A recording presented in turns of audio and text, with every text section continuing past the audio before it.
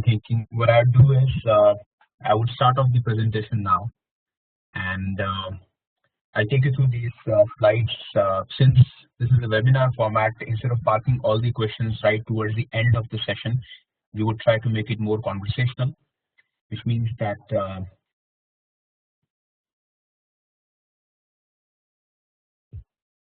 I would take a few questions after every 2 or 3 slides so that none of your questions get missed out.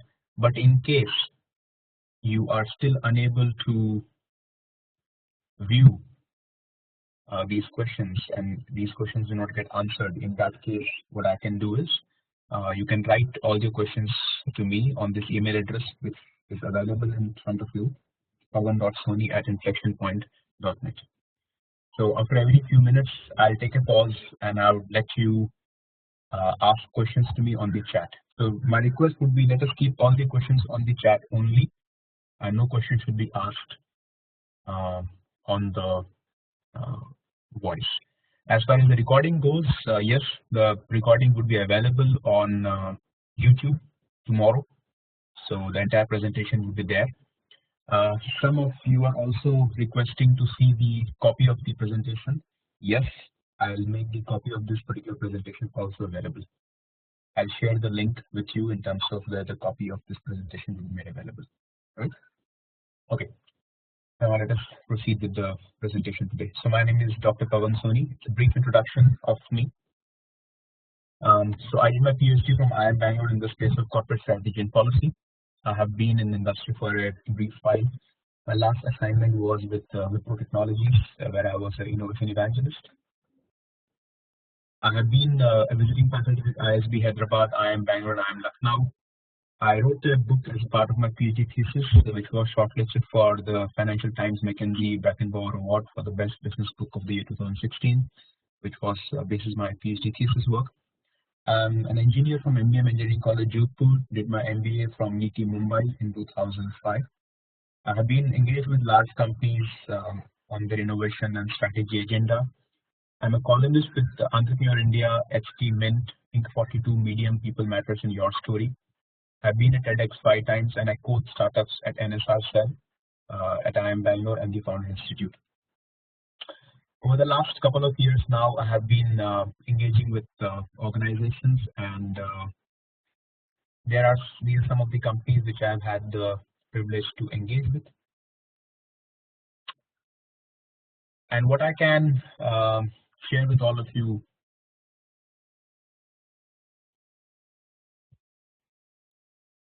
is that some of the organizations which I have had the privilege to engage with, including the ones which you see on the screen, they have been very disciplined when it comes to innovation. Many times we assume that innovation, creativity, and discipline cannot coexist. But my own experience engaging with all these companies, including ISRO, has been that only when you are disciplined that you become creative. Minus discipline, there is just no creativity at all. And that is a very important message which I would like to communicate to all of you today. Moving on, these are the key learning outcomes that I have for the session today for all of you. We'll start off with what is design thinking? Why do we talk about design thinking now? Why is it the opportune moment? The process model of design thinking. Is design thinking unique as against contemporary ways of problem solving such as lateral thinking, lean, critical thinking, TRIZ, six thinking hats, blue ocean strategy, etc.? And how can you be a good design thinker individually? Generally, when I do these programs, I do it over 2 days of hands-on engagement. But thanks to the current lockdown situation that we are in, it might be useful for you to get a good understanding, or at least some understanding, of design thinking through this particular webinar today. And then possibly you can read a bit about it. There are some wonderful books which I'll be talking about towards the later half of the presentation today. And then you can engage into a physical activity of using design thinking. So that is what is the overall learning outcome. We have about 60 minutes with us. I don't mind if we spill over beyond 4 p.m. today, IST. But my request would be, allow the questions to come in I'll try my best to respond to your questions as much as I can, but in case your questions do not get addressed, please write back to me on the email address, which is pavan.soni@inflectionpoint.net, and maybe there itself I'll be happy to share the presentation with those who write to me. All right, so let us start with design thinking. What is design thinking? So design thinking, in a very crude sense, is the approach to problem solving. But what makes design thinking very unique as against the conventional ways of problem solving is that in design thinking we focus a lot on human centricity, which is human centric approach of problem solving, as against an approach which is to do with uh, process centricity or even product centricity. And second thing is it is highly systematic. And because it is human centric and highly systematic is one very big reason why as Indians we get benefited tremendously by adopting design thinking approach. Because what my experience has sort of revealed to me is that in general Indians are not very good when it comes to being systematic in problem solving. We are quite unfortunately very ad hoc in our approaches, and there is a term used for it called jugaad or improvisation, and I don't think that is sustainable because any amount of jugaad or improvisation that Indians might do, you cannot still come out of the coronavirus-led pandemic. It is good for solving some immediate problems in immediate fashion, but if you are looking at anything sustainable and scalable, you can't resort to design thinking at all. Another important thing about what distinguishes design thinking as against the conventional ways of problem solving, and I'll talk about some of those as we go along, is the whole aspect of being focused on three things. The first is the human desirability, the second aspect is technical feasibility, and the third aspect is business viability. Let me spend a minute discussing about each of these three things. When I talk about human desirability is that we need to think of a solution which is very much desirable to the end customer. But at the same time, we do not want a situation where the end customer loves the solution, but you as a company are not able to execute it within time and within budget.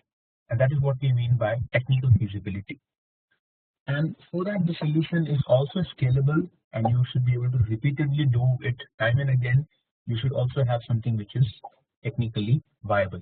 Let's talk about a few examples because along the session today I would like to stud the presentation with examples, and that could allow you to appreciate the concepts better. I want to draw a contrast between two products from the stable of Tata Motors, Tata Ace and Tata Nano.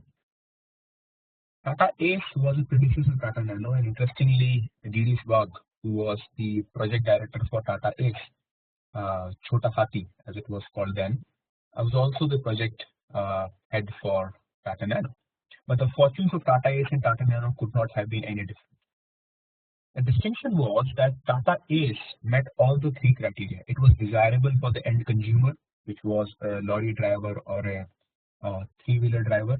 It was feasible in terms of technology because they could manufacture it within few months and design it and then manufacture it and scale the manufacturing. And it was viable. And by some estimates, close to anywhere from about 2 million to 3 million Tata Aces have been sold in the Indian market, and that's a significant number.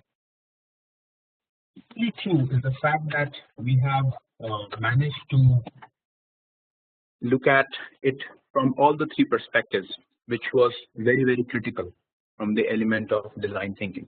But if I look at the fortune of Tata Nano might have been viable for the organization to manufacture, but what it lacked, however, was the essential element of desirability of the end consumer who did not perceive it as a vehicle that they would like to own and run, and of course the other element which is to do with the aspect of technical feasibility.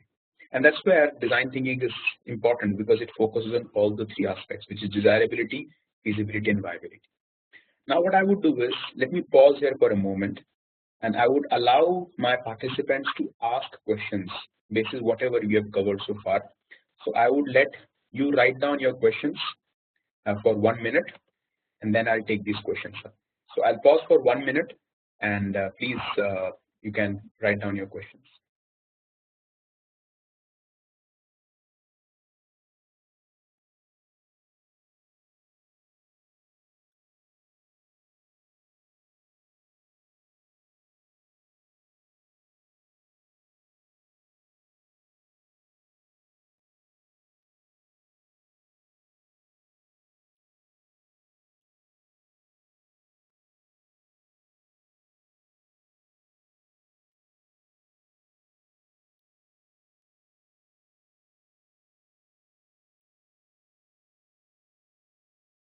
Please write down your questions.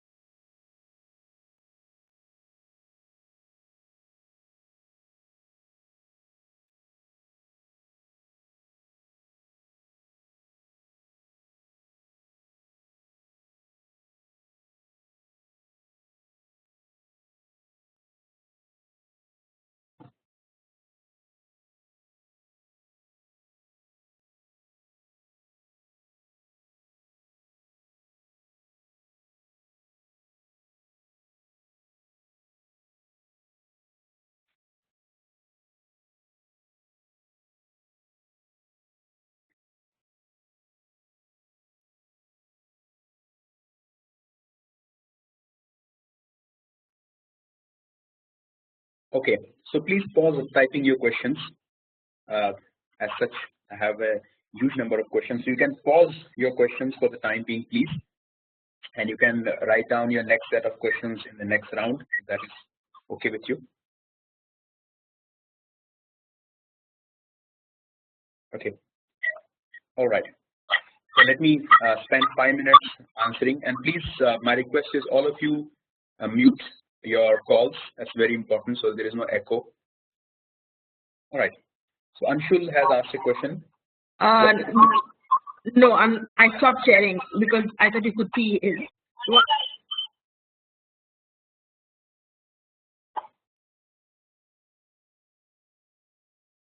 Okay. Sita. Okay. So all the participants should go on mute.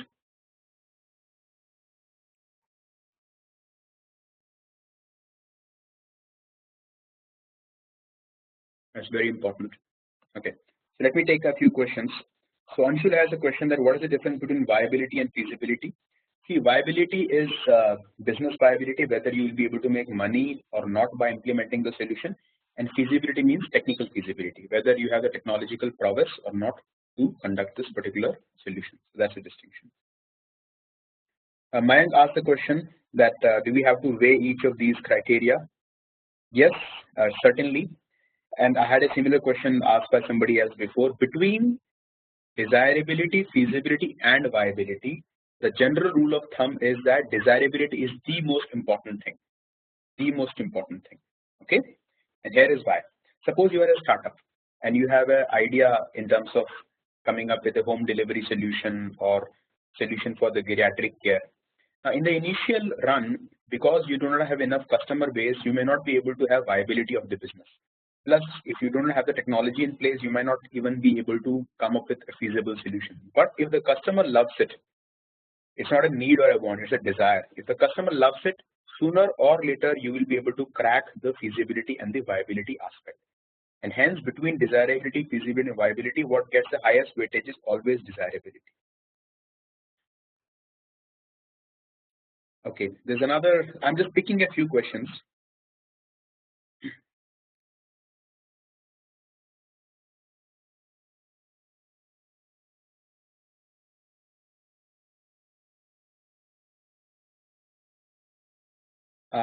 So there's an interesting question by Shrikant who says that does design thinking consider company KPIs over the customer needs, and this will be applied to all use cases. As I said, between the company KPIs and the customer needs always take precedence. But because we are looking at a Venn diagram, we are not. I'm not at all advocating that you should serve the customer needs at a loss. At least there are two companies which I know of that went about serving customer needs at a loss: Kingfisher Airlines and Jet Airways. Customers are very happy, but the companies went down the drain. It's because the operations were not feasible.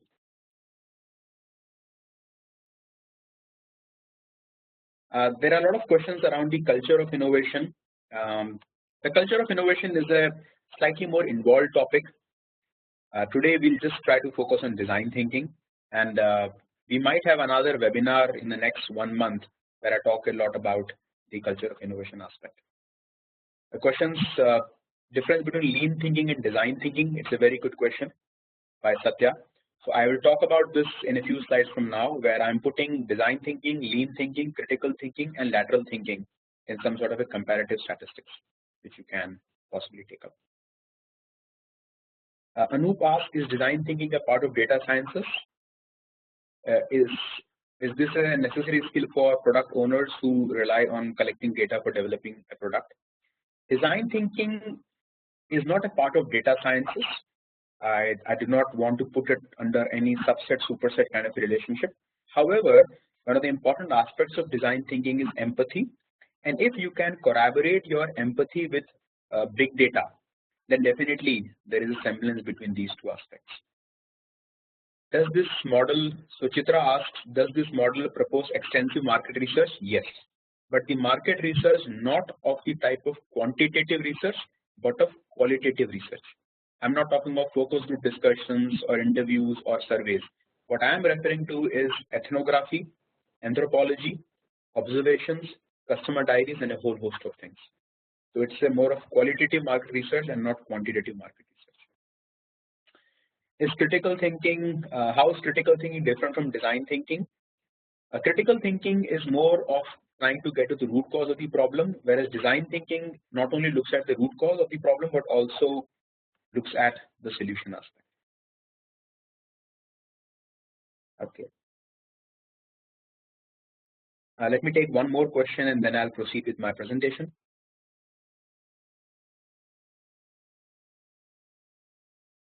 A lot of questions around viability and feasibility, and I guess I have clarified that viability is business and feasibility is technical, whether you are able to execute this or not.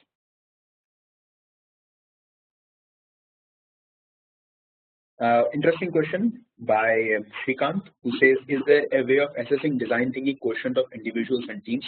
For individuals, yes. I'll talk about how do you become a better design thinker in the due course of time. And for team, one of the important aspects that you might want to look at is, do we have adequate diversity in the team?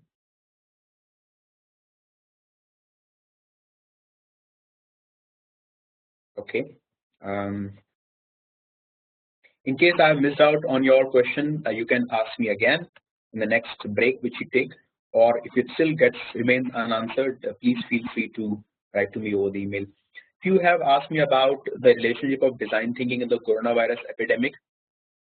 Yes, coronavirus is a very beautiful opportunity for you to apply design thinking principles, and in fact, I'll share an article with all of you where I'm writing that what are some of the principles and approaches of design thinking that can be applicable to addressing the current pandemic.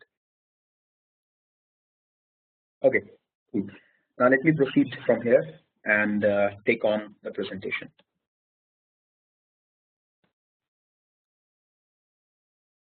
So this is what design thinking is.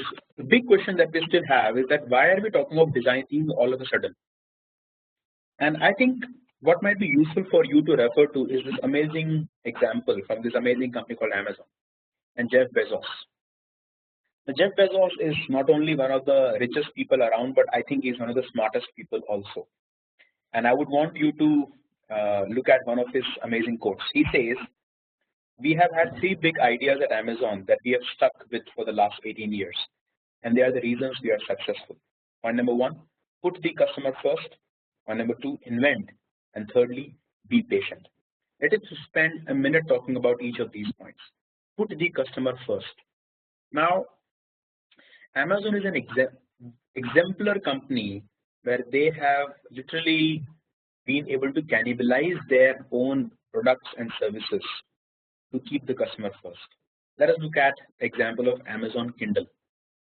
Now, when Jeff Bezos and his team saw that people are shifting their buying behavior, or at least book reading behavior, from reading physical books to reading stuff online and in a soft copy, there were three options available with them.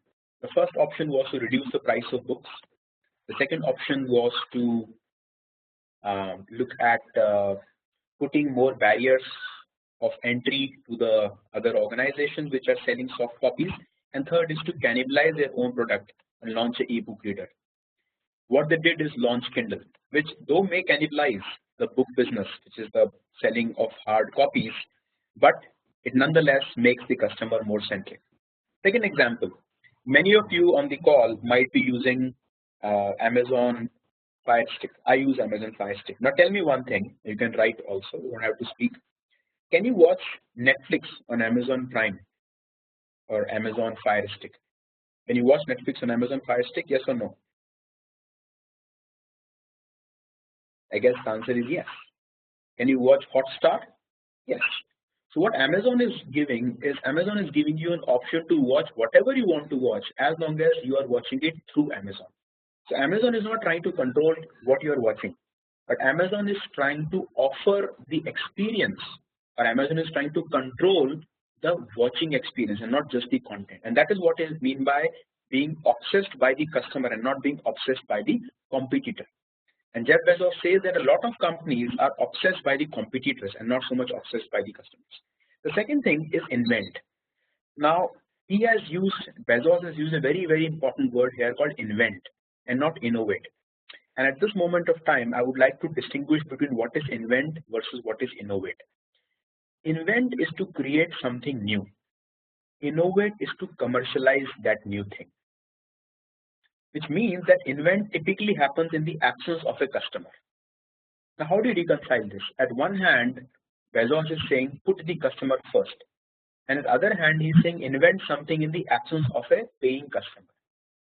When he uses the word invent, what he is looking at is not the customer of today, but he is looking at the customer of tomorrow and day after tomorrow. And that is the reason why the company which is the highest R&D spending in the world, mind it, and is Amazon. Amazon spends more in research and development than NASA. And that's the reason why Amazon is one of the most innovative companies in the world. And the third thing is being patient. Because if you are trying to invent, you are trying to do some research and development, things will not come tomorrow. It will take a lot of time for them to emerge, like Echo, Alexa, Amazon Web Services. Many of these things came with a lot of time. And that is where the distinction between Indian startups and American startups is. I think what the Indian startup community need to understand is not only putting the customer first, but also the importance of invention and patience. And many times, because companies get funded by venture money, they lose out on the importance of patience. And that is what we are trying to focus on here. So that is where Amazon is exemplar in terms of design thinking and in terms of customer centricity. Which also says that design thinking is not about design. So one of the myths that we have about design thinking is that design thinking means that you have to design something at the end of it. Though the literature of design thinking comes from the literature of architecture and product design and industrial design, design thinking is not about design, it's about thinking. So please make a mental note, and my humble request to all of you, something which I should have said before, but now I'm just wanting to make a point here is that don't try to do multitasking while you are on this webinar. Thanks to coronavirus, we have a lot of time available to us. So don't try to juggle too many things right now. Just focus on this particular webinar if you are on it. So design thinking is about designing your thinking and not thinking what to design.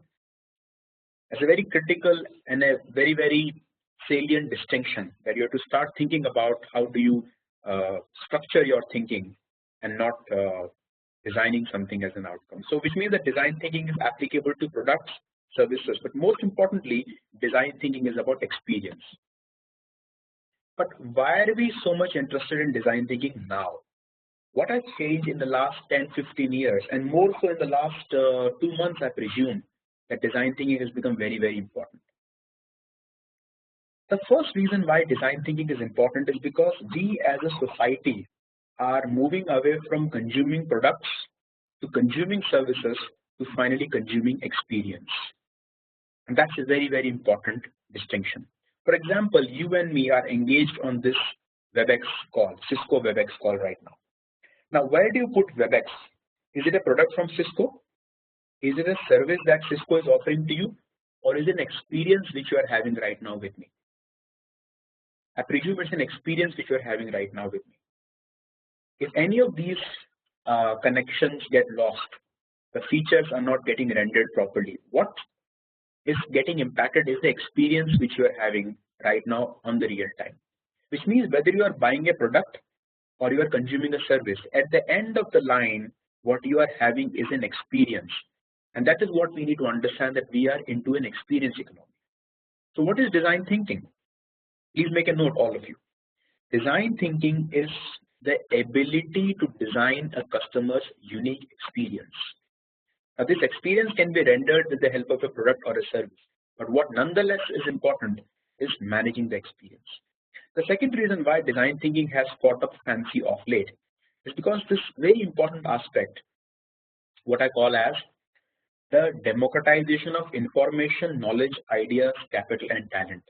Let me take you back to the era of 1960s and 1970s.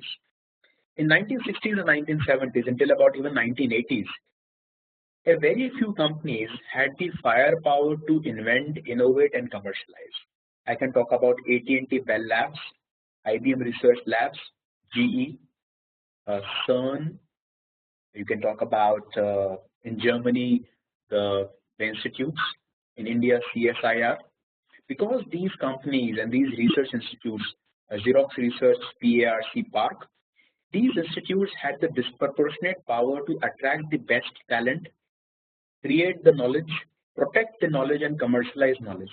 But thanks to the internet, globalization, and the movement of talent, and of course the advent of venture capitalists, today, even if GE or IBM or the old AT&T Bell Labs, Lucent, even if they want to hire the best and the brightest, that best and the brightest may not want to work with them, because these people can get a lot of funding from somewhere else and they can get their ideas executed.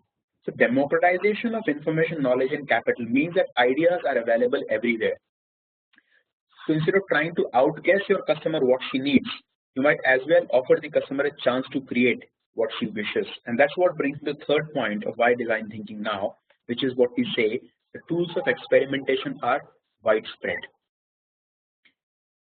One of the things that many of us do not realize, and I wish that we realize in these pandemic times, is the cost of failure has actually come down.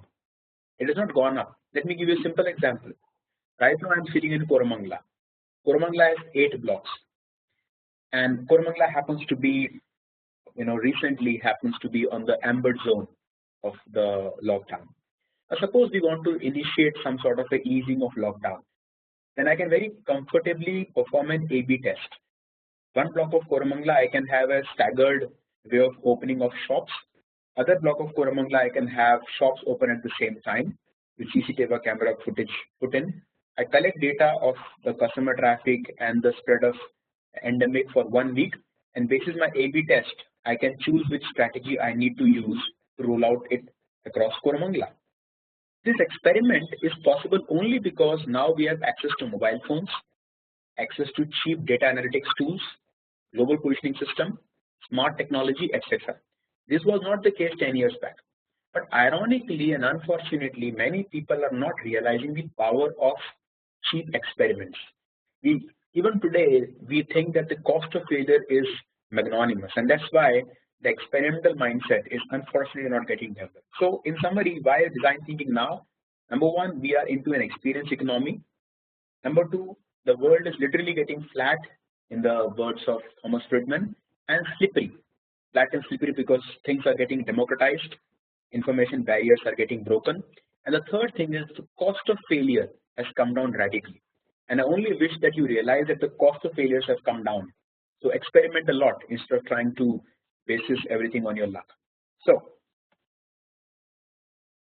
before I tell you the process model of design thinking, let me take you back to the traditional ways of problem solving. Almost everybody on the call today, everybody would have seen this type of model or must have used this type of model somewhere or the other. This is known as the product lifecycle development or the waterfall model or the stage gate model. Let me pause here for a minute and invite all of you to tell me on the chat that have you seen this model before or have you worked on a model like this before? If yes, what do you think is the problem with this model? I'll give you 1 minute to write down the problem with this particular model. I'll pause here. So what is the problem with this model?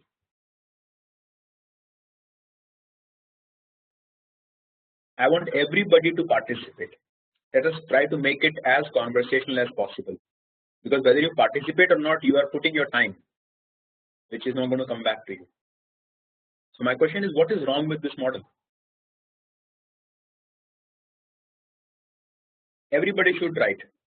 Don't worry whether you are right or wrong. If you write, you are right.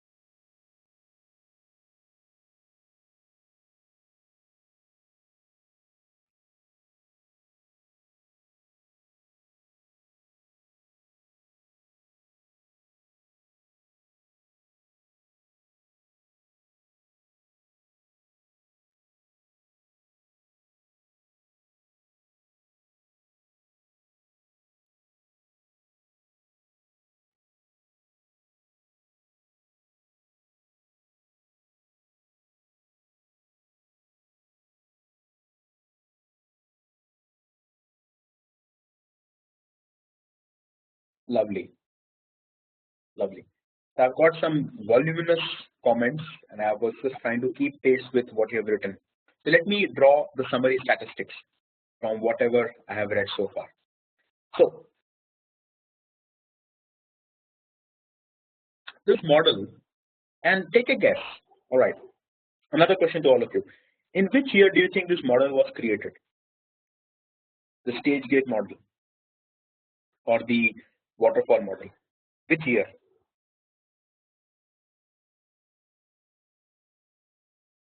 Okay, so I already got the answer. Nikhil Mathur gave a fantastic answer. So Nikhil Mathur wrote 1914, and that's the right answer. 1914, mind it.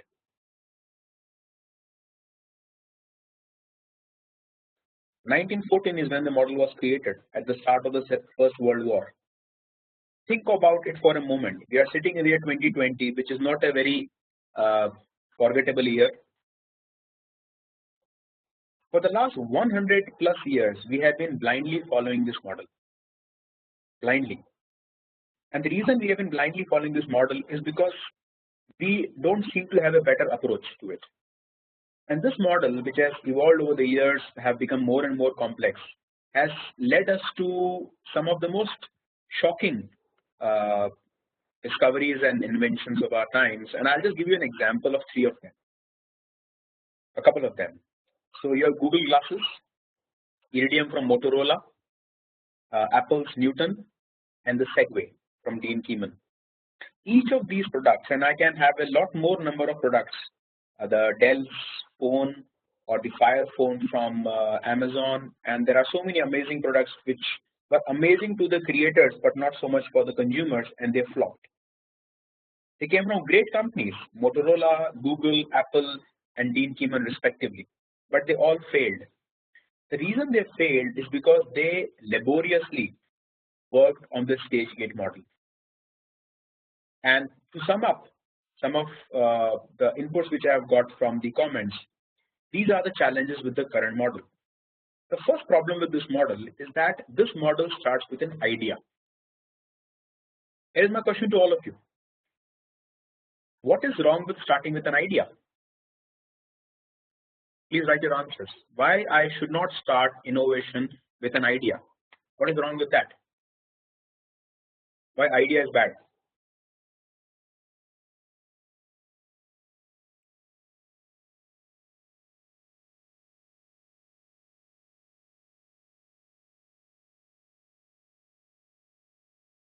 Absolutely. Right? So idea is not same as the real problem of the customer. And yet, tell me one thing. I have been through so many startup presentations at IIM Bangalore and elsewhere.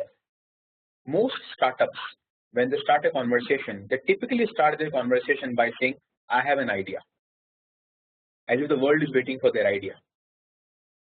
So what I want you to make a mental note, and if you can, please make a physical note also. Innovation should not start with an idea. Innovation should always start with a problem worth solving. This problem can be a customer stated problem, or it can be a customer's unstated problem. For example, currently in Kormangla, one of the problems that we are facing is of delivery of groceries, and I'm sure many people might be facing this particular problem across wherever you're sitting. It's a real problem. Now, if you start with an idea, the problem is idea makes you straitjacketed. It becomes binary, whether the idea works or it doesn't work. The second problem with this particular model which we have with us is that this model has a very serious challenge in terms of it having those gates, gate 1, gate 2, gate 3, gate 4. The problem with a gated model is that gate is binary. Either the idea goes through the gate or the idea falls from the crack. If the idea gets dismissed on the gate, this idea never ever gets a chance again, and that is dangerous. Third problem with this model is testing and validation. Isn't it funny? Think about this for a moment. That testing and validation happens after you made a business case. Think about that. How can you make a business case even without testing your idea? And that is where all of you know that anything that you write on your business case on the Excel sheet is completely bogus. It's an eyewash for you and for your management. And unfortunately, nobody admits it. And hence, in the VC community, in the corporate, we have Excel sheets over Excel sheets without any validation of those real concepts. It's an utter waste of time and resources. Another problem with this model is that it needs a business case. Now, how can you make a business case about a market that does not exist? And you know that most of these business cases are complete whims of fancies. And finally, and all of you admitted this, that this model is a linear model. It is one-dimensional. You never get to iterate on it. And of course, it is long, and you get to realize your efforts efficacy only towards the end. So what is the antidote? What is the alternate? Well, the alternate to this particular model is what we call as design thinking. Design thinking is a break from your traditional waterfall, stage gate, linear model of problem solving. Design thinking has these 5 stages. Let me quickly take you through each of these 5 stages and then ask you a few pointed questions. Okay? Or before even I go through these pointed questions, let me ask you a few things. What is the most fundamental difference between this model that is in front of you and the model which you just saw? What is the difference between the stage gate model and design thinking model? Please type your answers on the chat box. The most fundamental difference, all of you. The key distinction between the two models. Please write down your answers.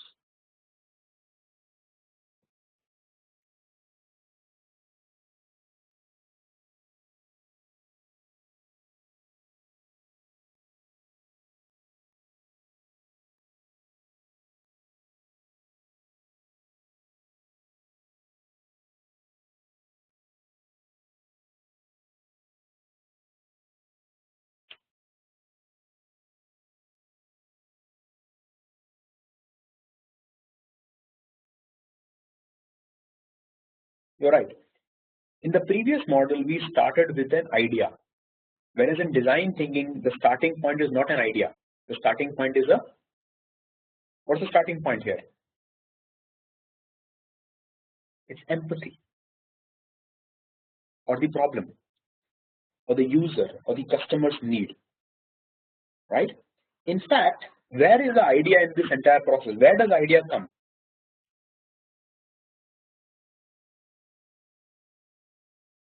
That's right, the third stage.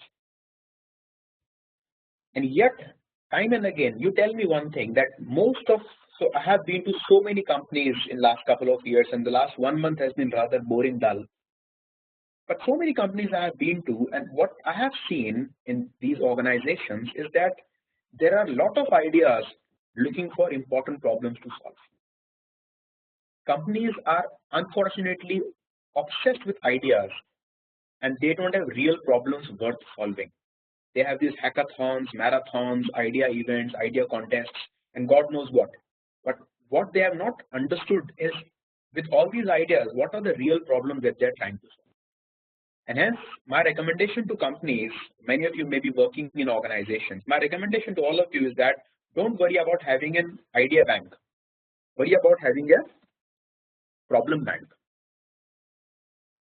right? A problem bank. The problem bank is where we need to sort of focus on, which comes from empathy. Anyways, let me quickly take you through these 5 stages and make you understand that what is that the undertaking is in design thinking, right? So the first point of design thinking is empathy. Empathy is about understanding the stated and the unstated needs of the customers. Okay, stated and the unstated needs of the customers. The key here is that instead of trying to outguess the customer, you might have to learn to empathize with your customers. And towards the end of the session, I'll also try to tell you how do you develop skills to be empathetic. Now, when you talk to your customers, and what I mean by customer is not the one who pays money to you. What I mean by customer is the one whose problem you are trying to solve. So if you are an HR executive, these customers can be your employees. If you're a supply chain executive, these customers can be your vendor partners. If you are a leadership coach, these customers can be your leaders. Anybody. A customer is somebody whose problem you're trying to solve, and not somebody who gives you money. Keep that in mind. Okay? You empathize, but when you empathize with your customers, they give you a lot of problems. But you need to understand which is the problem which is worth solving. Okay, and that is what we call as define. You sharpen the question, you sharpen the focus. What I want all of you to understand is that please bear in mind that not every problem is worth solving, number one. Number two, not every problem is solvable. Okay, that's very important. And only when you have defined the problem that you should go into the ideation session. In ideation, one of the very counterintuitive insights which I want to offer to all of you is that whenever you are trying to do ideation, always focus on quantity of ideas and not quality of ideas. Okay, most of us have this axiom, have this brief belief in our ways of doing things, saying that quality first or right first time. So in quality campaign like Six Sigma, DMAC, DFSS, Lean, the dictum is right first time. So if the dictum of quality is right first time, the dictum of innovation is wrong first time. Okay, please make a note of this. If the dictum of quality is right first time, the dictum of innovation is wrong first time, wrong second time, wrong third time, and maybe right fourth time. Okay, so unless you are prepared to be wrong a couple of times, you are either lowballing yourself or you're not thinking hard enough. Once you have generated lots of ideas is when you try to validate these ideas with the help of making some prototypes, quick and dirty prototypes, and finally you put these ideas to test. This is an iterative process. Now, this process model diagram comes from the Stanford Design School. The Stanford Design School, or called D School at Stanford University, was founded by David Kelley in the year 2003. And David Kelley was also the founder of IDEO in 1978. And David Kelley and his brother Thomas Kelley have written some amazing books on design thinking. One of the books which I would strongly recommend that you should buy is a book by the name Creative Confidence, okay, by David and Thomas Kelley. These are brothers. All right, so this is what the process model of design thinking looks like. Cool. So instead of taking a linear approach from a problem to a solution, which is typically how we think of, we take a non-linear approach. Okay, so just to clarify, instead of thinking about one problem and one solution, what design thinking insists is that you try to create choices before you make choices, which is called as divergent thinking and then convergent thinking. So let me take a pause here and ask each one of you to answer to this question. My question, listen to my question very carefully and then type in your answers in one word only. Okay, I do not want anybody to write ambiguous answers, which is it depends, maybe, both. My question is very clear. My question is, what do you think is your strength? Your strength, okay, personally, divergent thinking or convergent thinking, which means that you are better at creating choices or you are more adept in making choices. Okay, so please type in your answers now. What is your strength, natural strength, divergent thinking or convergent?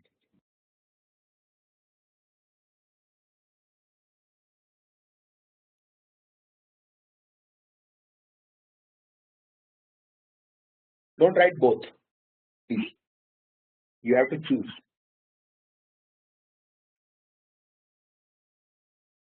Divergent or convergent? This is a simple question.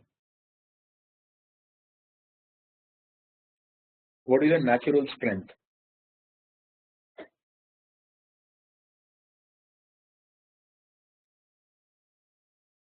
Okay, lovely. All right, so pause, all of you. So a good 70% of people on the chat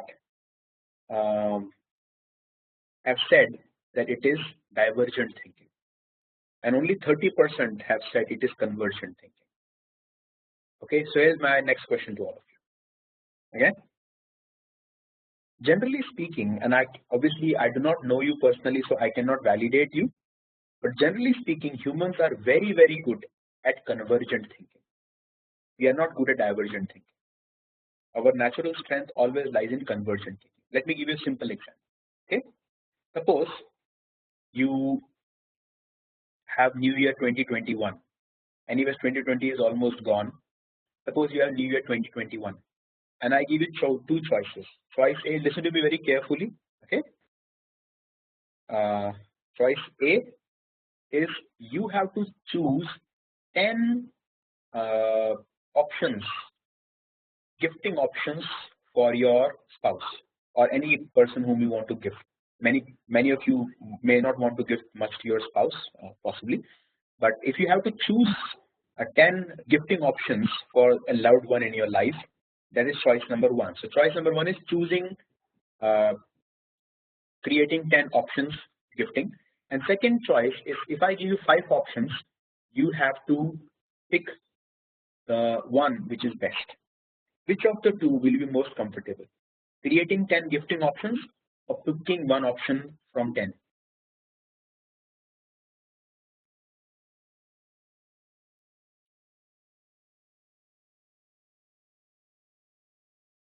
For those who think you can create 10 options, please write 10 options.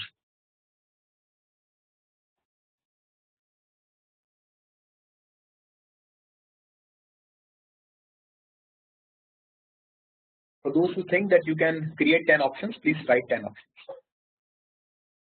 you will quickly realize how easy or difficult it is. Write 10 gifting options for your loved one on the new year. Please do that.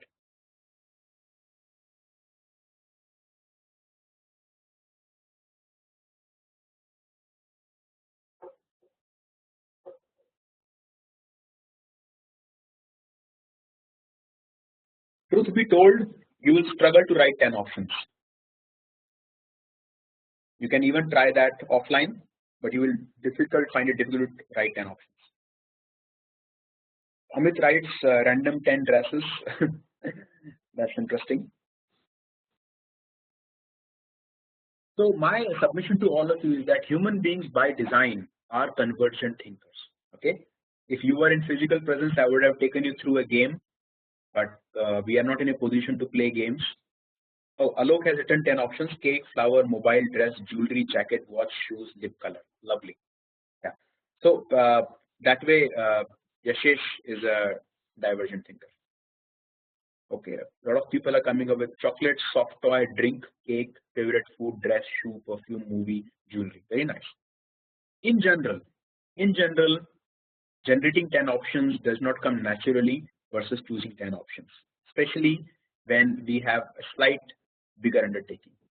So, what does design thinking say? Design thinking say focus on divergent thinking only, then you should look at convergent thinking. That's a very fundamental difference. Anyways, let's move on from here. Now, this is a very important slide. So, my first request to all of you is please take a screenshot of this slide. All of you, please take a screenshot of it. Whether I share the PPT with you or not, I do not know about that. And even if I share the PPT with you, many of you may not take the effort to go through it. But this is one of the most important slides of the entire presentation. Okay, please take a screenshot, all of you. Now, many of you asked me the question, what is the distinction between critical thinking, lean thinking, design thinking, and lateral thinking? Okay, let us spend 2 minutes understanding this slide. It's a very important slide for all of you. Okay, now you have two axes. The y-axis is the problem known versus unknown. What I mean by known problem versus unknown problem is the root cause.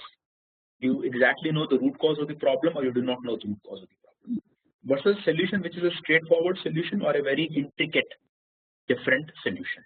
Okay, now if the solution and the problem is reasonably well known, okay, you know what the problem is and you also have a understanding of the solution space, then the dominant way of thinking is called lean thinking. Okay, lean thinking is all about reducing waste, reducing variance, and making it faster. Cheaper, faster, better, as one of my favorite bosses, Vikesh Mehta, in Wipro days used to say, cheaper, faster, better. So that is what is all about lean thinking. Okay, but if the problem becomes very difficult, but you know that once, so Six Sigma, by the way, falls under the aspect of lean thinking. I'm putting Six Sigma in this known category. Okay, you can always debate it out, but there's an article which I've written on this, which I'll share the link towards the end of the session, and you can possibly get some more clarity on why I'm putting Six Sigma under the known category. If I go to the unknown problem but a known solution, that's called critical thinking. Critical thinking is what Japanese are excellent at, or what Germans are very good at. Both Germans and Japanese are amazingly good at doing a thorough investigation on the root cause by asking the why 5 times, or by doing theory of constraints, or TRIZ. TRIZ is another very good example, in the unknown problem and unknown category. Now let us come to the other side, which is when the problem is known, but the solution is not known. When the problem is known, but I do not know how to solve it, that is a domain of lateral thinking. The term lateral thinking was coined by Edward de Bono. Edward de Bono also coined the term 6 thinking hats. Interestingly enough, many of you may not have read about lateral thinking, but lateral thinking as a concept and the book Lateral Thinking was published in the year 1972. Mind it, 1972. That's how old lateral thinking as a concept is. But if both the problem and the solution is of an unknown category, and there is a very high level of ambiguity or discovery, then and only then we use design thinking. Okay, so design thinking is suitable under the conditions where the amount of ambiguity or discovery is extremely high. Otherwise, using design thinking to solve other problems may be like using a sledgehammer to drive a nail in your favorite furniture. You will lose the furniture, and hammer doesn't work either. Okay, so that is where the domain of design thinking is. If you want a detailed treatment of this particular 2x2 matrix, you please read the article, which I'll shortly share with all of you. Towards the end, I'll share the URL of the article, and please. Okay, somebody asked me, so Vinayak has asked me an example of each category. Lovely. Let's look at lean thinking. Now, if I have to look at efficiency of parking spots in Bangalore, okay, that might be a lean thinking category. That how do I put electronic road pricing? How do I charge a premium for available parking spots? How do I put multi-level parking? So solving the parking problem in Bangalore will be an example of lean thinking. If I go to the unknown problem and the known solution, that will be an interesting one where I'm looking at how do we ensure that people wear helmet. Now the problem is unknown because there are a lot of reasons why people do not want to wear helmet. It can be ranging from styling problem to convenience to money to theft to other hedonic reasons. So I need to investigate, and once I investigate, then the solution are relatively straightforward, which is penalty or other means of motivation. Let me again continue with my example on Bangalore thing. How do you make people do more carpooling? The more carpooling might be an example of lateral thinking. The problem is known. People do not do carpooling because of some very well specified reasons. One is their own privacy and convenience, and second could be route and timing mismanagement. But what are the ways in promoting people to do carpooling will be a good example of lateral thinking. But okay, hear me out very carefully, all of you. But a good candidate for design thinking in Bangalore will be how do we motivate people to use public transport, or how do we make our city, I mean you may be from various cities, but I'm in Bangalore, so that's why the reason I'm giving, and Bangalore and the traffic is the best combination till about lockdown. So how do we make Bangalore or Delhi will be a better example still. How do we make Delhi safe for women is a very good example of design thinking, because the problem is so complex and the solutions are so many that you do not know which solution will work and which will not work, and that is what is the best example which I can offer to you right now. But as I said before, I'll share the article with you, and I would encourage you to read that article and get an understanding for yourself. Okay, let's move on from here. Finally, I come to this piece on how do you become a design thinker. And we are already at 4 p.m. So let me spend just about 10 or 15 minutes on this, and then we'll wrap up the session. How to be a design thinker? The first aspect of being a design thinker is to learn to empathize. Whenever I use the word empathize, the answer which I often get from people as a definition of empathy is to step into somebody's shoes. And there are three ways in which so Ramesh has asked a question that is value engineering a critical thinking. I think value engineering is a part of lean thinking. So when we talk about empathize, there are three aspects which I'm interested in. The first is how do you listen with intent? Listening is one of the most important skills that you need to develop to be a good design thinker. Be a good listener. Second thing is observe with purpose. Whenever you are observing people, try to look beyond the obvious. Try to have an ability to observe the patterns, observe the fine lines, observe the behavior. And the third thing is defer your judgment. Delay your judgment for as long as possible. That's very critical. So if you want to develop a genuine sense of empathy, try to practice these three things. Listen with intent, observe with purpose, and defer your judgment. I would like to offer all of you one trick which I've been practicing for quite some time now. How do you develop good listening skills? The trick which I want to offer to all of you is a ratio of 1:5. Please make a note, all of you. Ratio of 1:5.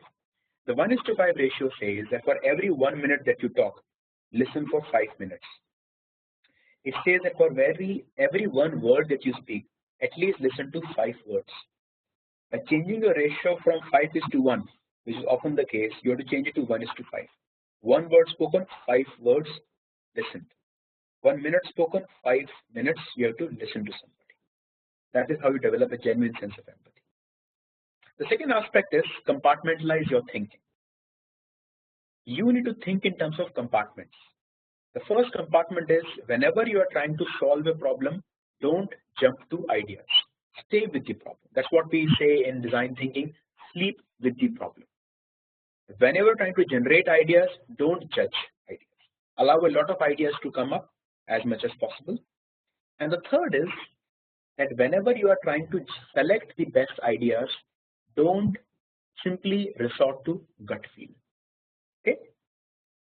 When I do my design thinking workshops 1 or 2 days, many times I realize people have this tendency that the moment they listen to a problem, they always try to give their pet solution. And it not only happens in office, but it also happens at home. When your spouse walks up to you with a problem, you but cannot jump to the answer, your pet answer, and she doesn't want that answer. She wants you to listen, empathize with her. So that's what we call as problem exploration. Explore the problem without generating the solutions. Second compartment is generate the solutions without validating the solutions. And the third compartment is validate the solutions beyond using gut feel. Try to use some logic. So these are 3 thinking compartments. And that is where in design thinking we have a very salient belief which I would like to call out. It says that a problem fully understood is half solved. And that's what Abraham Lincoln very famously said. Give me 6 hours to chop down a tree and I'll spend the first 4 hours sharpening the axe. Which is to say that if you have 6 hours to solve a problem, you should spend 4 hours to understand the problem. Now tell me, what do we do? What percentage of your time, and be very honest, and I would invite you to write on the chat box. My question is very simple. What percentage of the time do you spend in understanding the problem, and what percentage you spend in solving the problem? Please write it down. Understanding, just write the understanding portion.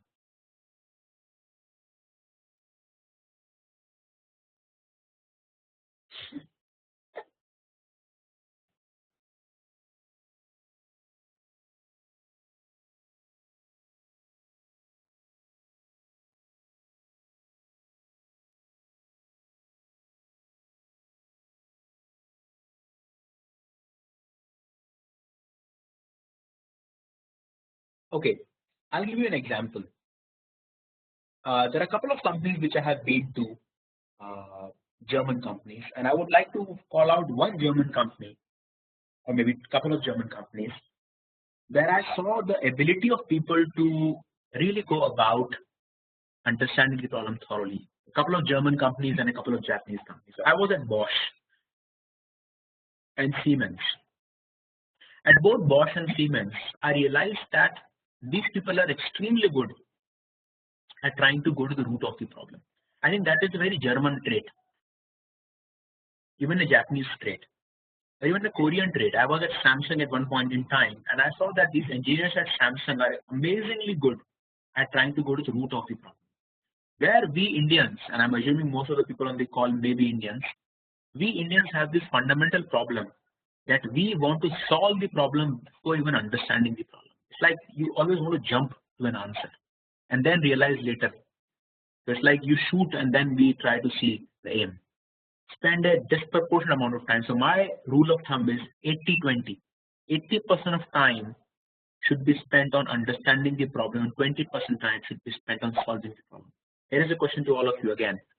Between understanding the problem and solving the problem, what do you think you can delegate? What can you delegate?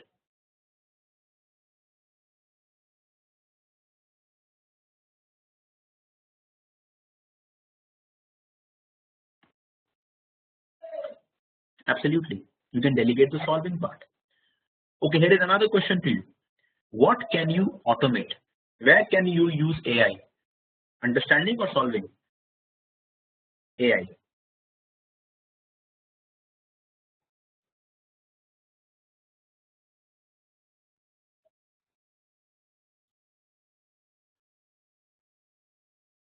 Good, very good responses. You can actually use AI in both understanding the problem and solving the problem. But the very big but here is that AI without human intervention can never ever help you understand the problem. Okay. So the uniqueness of human being is not to solve the problem. The uniqueness of human being is to understand the problem. And that is where many people get stuck. I do a lot of executive coaching, leadership coaching, and I realize that the big difference between a manager and a leader is that a manager is very good at solving the problem, but a leader is very good at knowing which problem to solve, which is prioritization and the root cause analysis. And that is a very, very important skill that you need to develop. Solve a problem only when you understand the problem fully. Moving on from here.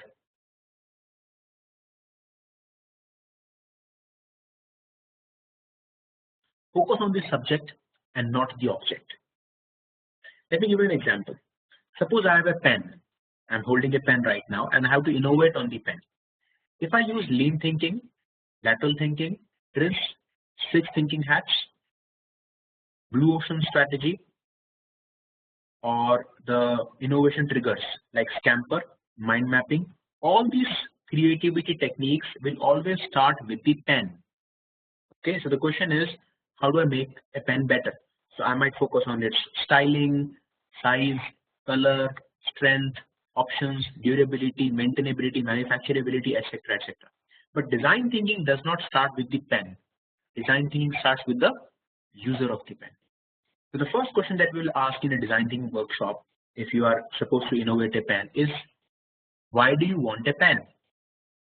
Okay, and if the answer comes, the assumption that all of you have is possibly that you need the pen to write. But what if a person says that I need the pen for the purpose of adornment? Or somebody can still say that I need a pen as a matter of habit. I have the habit of putting pen in my pocket every day morning. I don't use the pen for the entire day and I keep it back at my shelf when I go back home. Next morning again I keep it in my pocket.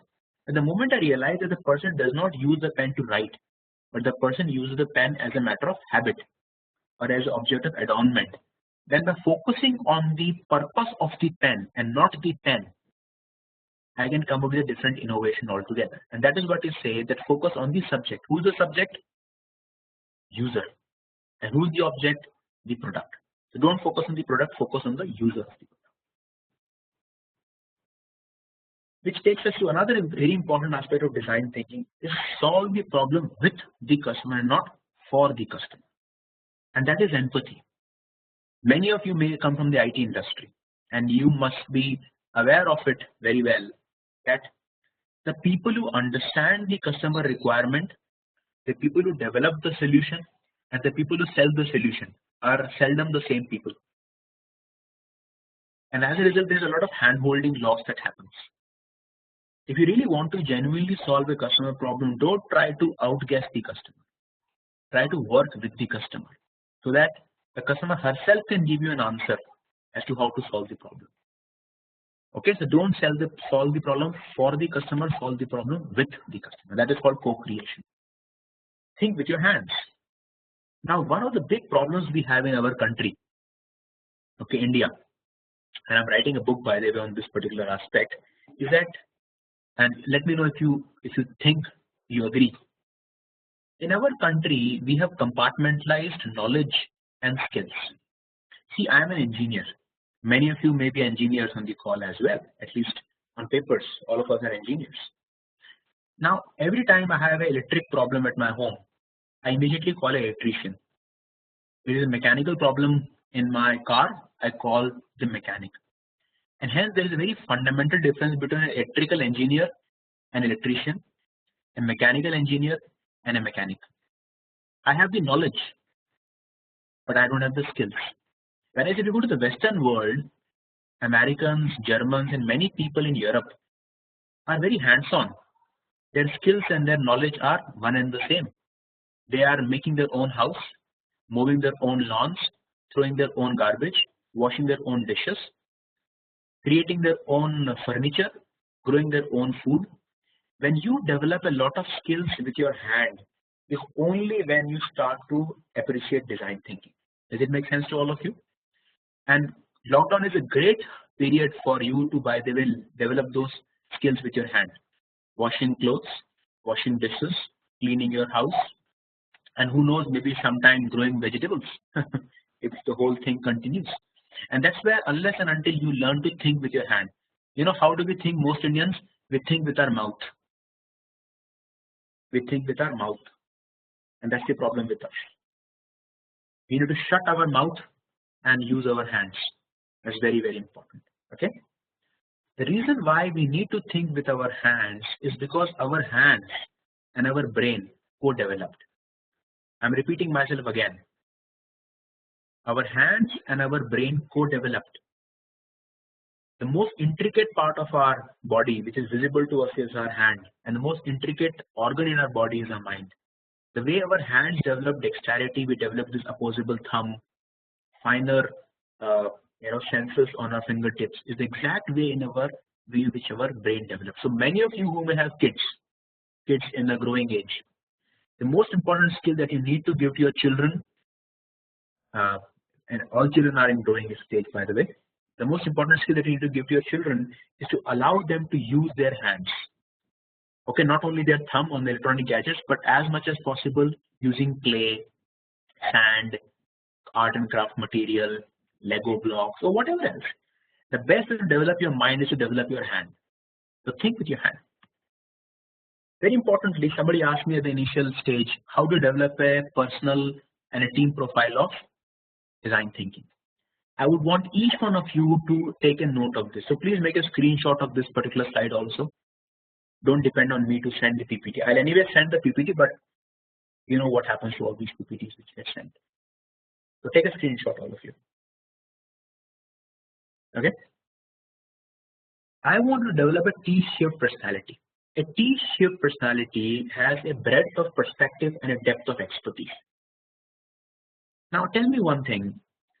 When you work in a company, most of the webinars which you attend, the books which you read, the conferences that you go to, if at all, the discussions that you have, they are mostly focused on developing a greater expertise, greater depth. But a greater depth is of no meaning to you unless and until you develop a empathy, a perspective. And that's what Richard Feynman very famously said, that a point of view is 80 IQ points, which you develop a very strong point of view. So you develop empathy. And unfortunately, empathy always comes at the cost of expertise, and expertise always comes at the cost of empathy. You know, when I was doing my PhD program at IIM Bangalore, my PhD advisors always told me one thing, that Pavan, if you have to do a PhD program, you have to cut the noise. Take one topic and just focus on that one topic and develop a lot of expertise. And then I realized that by developing a lot of expertise, I started writing, I started thinking, I started talking in a way that most people cannot understand. You know, when I was doing my PhD program, one of the biggest skill that they taught us in the PhD program was to write long sentences without comma. That's the most important skill that we learned. Okay, long sentences without comma. And I realized that those long obscure sentences nobody understood. So I was losing empathy at the cost of my expertise. And then I sort of decided to start my company, and that is where I am sort of moving towards the empathy part of it. So develop that skill of both empathy and expertise. So this is my last slide, guys. This is a summary slide on how do you become a good design thinker. Once again, please take a screenshot of this particular slide. Learn to empathize, compartmentalize your thinking, focus on the subject, solve the problem with the customer, think with your hands, and build a T-shaped personality. If you're interested in learning more of design thinking, these are some interesting books: Art of Innovation, Change by Design, and Creative Confidence.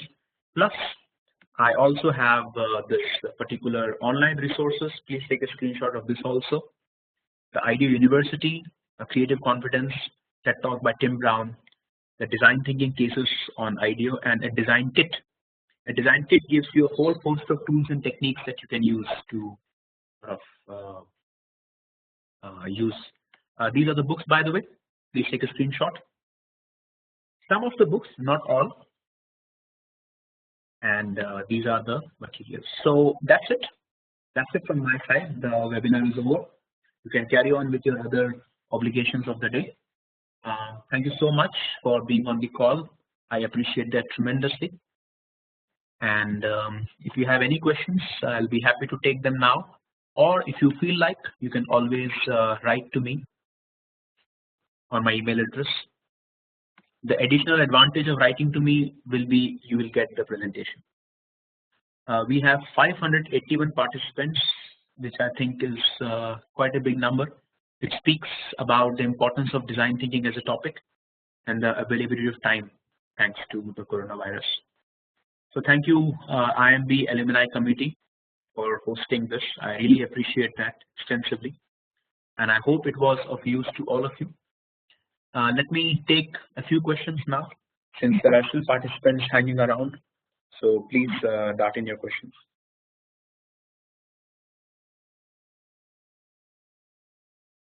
Let's take 3 questions maybe, and then we can all sign off.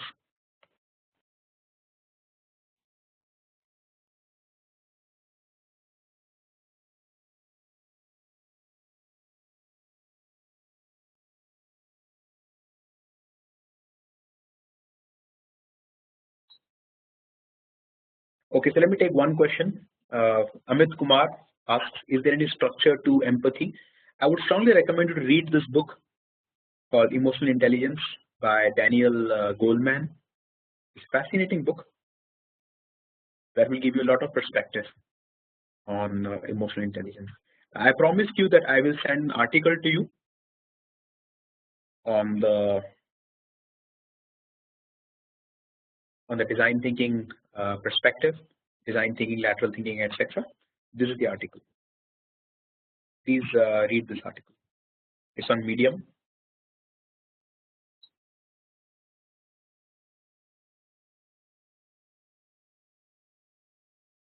Nitin Dwivedi, yes, design thinking is highly iterative, especially the aspect of ideation, prototyping, and testing is highly iterative. So Priyanka, your question will get answered in this article which I have shared with you.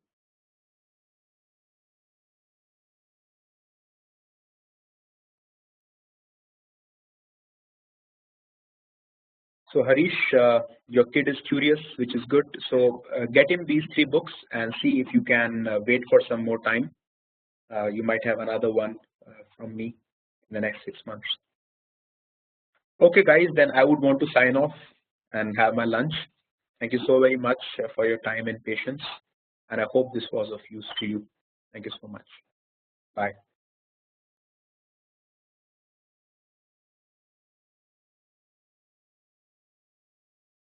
Oh, you want my email address?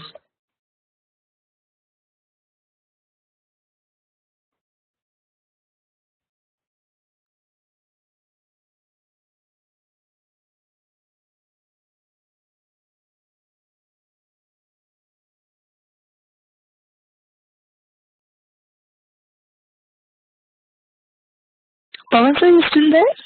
Yes, I'm there. Yeah, Ankita here from the alumni office. Thank you so much for the wonderful session. It was very insightful, and for the first time we have had this kind of numbers, 580.